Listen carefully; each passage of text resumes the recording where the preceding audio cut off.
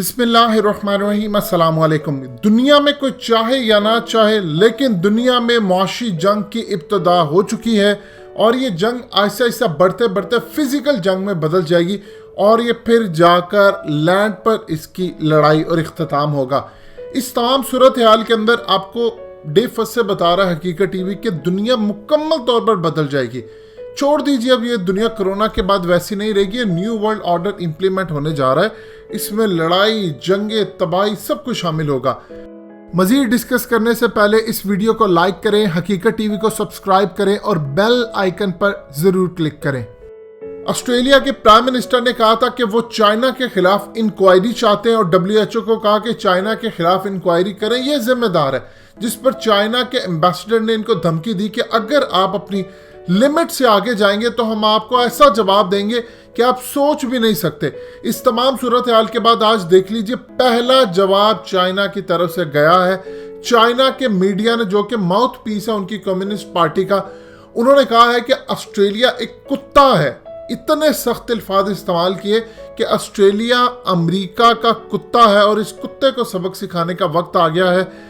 133 अरब dollars की Australia सिर्फ China को एक्सपोर्ट करता है। यानी आप सोच लें, जितना पाकिस्तान का कर्जा है 110 अरब डॉलर, उससे भी ज्यादा की वो सालाना सिर्फ और सिर्फ ऑस्ट्रेलिया चाइना को एक्सपोर्ट करता है, जिसमें 33% तक उसकी दुनिया में जितनी एक्सपोर्ट है वो खाली 33% तो सिर्फ चाइना में जाती है। अब चाइना ने उसको कुत्ता करार देकर उस पर 80% टैरिफ आयद कर दिया है, जिसमें उसका बीफ गोश्त पर बैन कर दिया है, वाइन, ऑटमेल और दूसरी बहुत सारी चीजें, इवन के सी फूड तक भी।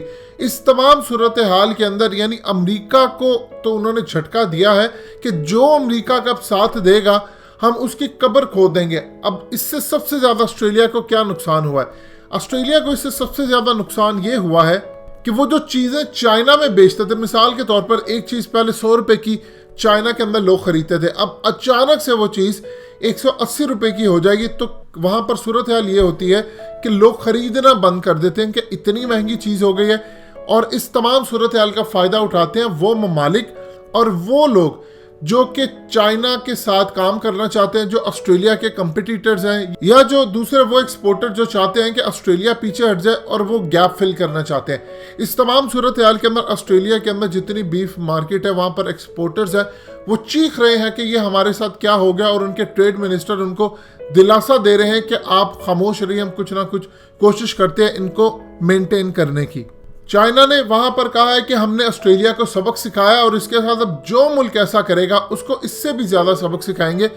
133 अरब डॉलर का मतलब है ऑलरेडी वहां पर एक्सपोर्टर ऑस्ट्रेलिया के कह रहे हैं कि हम तो ऑलरेडी मरे हुए हैं, कोरोना की वजह से तबाही आ गई है हमारे मुल्कों में और ऊपर से ये टैरिफ हम पर आयद कर दिया गया है। हमारी तो कंपनियां बैंकरप्ट होने जा रही है, हजारों लाखों जॉब्स यहाँ पर खत्म हो जाएंगी और ऑस्ट्रेलिया की गवर्नमेंट उनको बर्दाश्त नहीं कर सकेगी। ये पहला झटका लगाया है चाइना ने ऑस्ट्रेलिया को और ये बहुत बड़ा झटका उनको लगा है। दुनिया मुकम्मल तौर पर बदलती आ रही है। देखिए पाकिस्तान किस तरह बदल रहा है। पाकिस्तान अमेरिका को मांस और दूसरी चीजें अतिया कर रहा है, तोहफा दे रहा है, और वो अमेरिका पहुंचती है, फिर सेक्रेटरी स्टेट माइक पॉम्पियो उसका शुक्र भी अदा करते हैं और पाकिस्तान को कहते हैं कि ये नई एक बिगिनिंग है।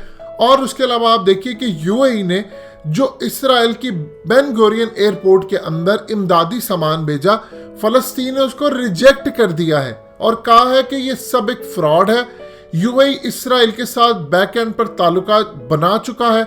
इन्होंने सिर्फ और सिर्फ इसराइल के साथ, चूंकि पहली फ्लाइट गई थी इत्तेहाद की, ये तारीख में पहली दफा हुआ, और वहां पर डैनी डोनन जो कि एम्बेसडर हैं इसराइल के यूनाइटेड नेशन की जानिब से, उन्होंने कहा है कि अनकरीब कमर्शियल फ्लाइट भी आएगी, यानी UAE इसराइल को तस्लीम करने जा रहा है और उसके बाद इसराइल और UAE आपस में एक दूसरे के साथ तिजारत करेंगे।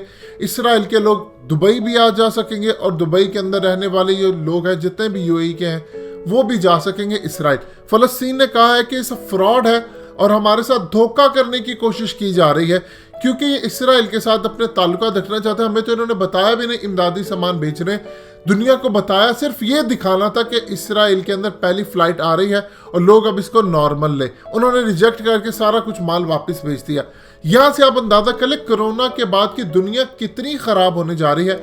चाइना ने टैरिफ आयद किया है और ये असल में पैगाम है अमेरिका को कि जो अमेरिका के साथ खड़ा होगा इस जंग के अंदर उसका हम ये हशर करेंगे। अब अमेरिका बदले में क्या करेगा? अमेरिका ये काम करेगा कि जो ममालिक चाइना के साथ खड़े हैं वो उन पर पाबंदियां लगाएगा और उनके खिलाफ महाज खोलेगा। पाकिस्तान के खिलाफ अमेरिकी डिफेंस से जो रिपोर्ट हालिया जारी की कि पाकिस्तान आज भी अफगान तालिबान के साथ मिला हुआ है, ये समझ ले एक बिगिनिंग है। इन्होंने आहिस्ता आहिस्ता पाकिस्तान पर भी पाबंदियां लगानी है।